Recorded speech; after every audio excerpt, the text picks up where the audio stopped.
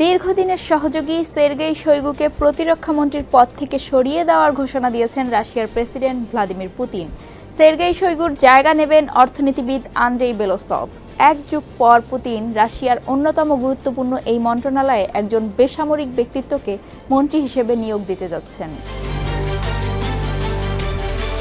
বার্তা সংস্থা রয়টার্সের প্রতিবেদনে বলা হয়, 12 মে ভ্লাদিমির পুতিন রাশিয়ার প্রতিরক্ষামন্ত্রী হিসেবে সের্গেই শোইগুর জায়গায় আন্দ্রেই বেলোসভের নাম প্রস্তাব করেন। তবে বিষয়টি এখনও রুশ পার্লামেন্টের অনুমোদন পায়নি। বেলোসভ এর আগে পুতিনের মন্ত্রিসভায় অর্থনীতি বিষয়ক উপপ্রধানমন্ত্রীর দায়িত্ব পালন করেছেন। ৬৮ বছর বয়সী শোইগু ২০১২ সাল থেকে প্রতিরক্ষামন্ত্রীর পদে আছেন। তাকে রাশিয়ার নিরাপত্তা পরিষদের প্রধান হিসেবে নিয়োগ দেওয়া হবে। ইউক্রেনের সঙ্গে রাশিয়ার যুদ্ধে শোইগু গুরুত্বপূর্ণ ভূমিকা রেখেছেন। রাশিয়ার সরকারি নথিতে দেখা গেছে, নিকোলাই পত্রশেভের কাছ থেকে শোইগু রাশিয়ার শক্তিশালী নিরাপত্তা পরিষদের দায়িত্ব নেবেন। তবে পত্রশেভের নতুন পদ কী হবে তা এখনও স্পষ্ট করে জানা যায়নি।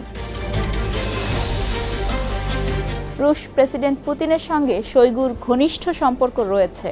সামরিক বাহিনীতে কাজ করার অভিজ্ঞতা না থাকা সত্ত্বেও শোইগুকে প্রতিরক্ষা মন্ত্রণালয়ের দায়িত্ব দেন পুতিন। শোইগু পেশায় সিভিল ইঞ্জিনিয়ার। ১৯৯০-এর দশকে রাশিয়ার দুর্যোগ ও ত্রাণ মন্ত্রণালয়ের প্রধান হিসেবে দায়িত্ব নেওয়ার পর পরিচিতি পান তিনি।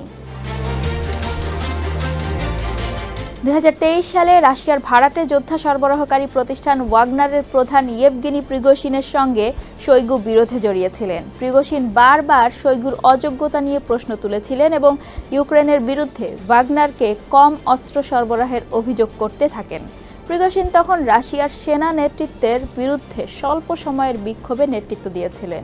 ২০২৩ সালের আগস্টে সেন্ট পিটার্সবার্গ থেকে মস্কো যাওয়ার সময় উড়োজাহাজ বিধ্বস্তের ঘটনায় নিহত হন প্রিগোশিন।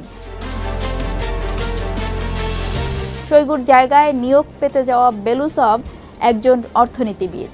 সামরিক বাহিনীতে তার কাজের অভিজ্ঞতা সামান্যই। ক্রেমলিনের মুখপাত্র দিমিত্রি পেসকভ বলেন, বেসামরিক নাগরিককে নিয়োগের প্রস্তাব দেওয়ার মধ্য দিয়ে বোঝা যাচ্ছে প্রতিরক্ষামন্ত্রীর কাছ থেকে উদ্ভাবন সক্ষমতা চাওয়া হচ্ছে।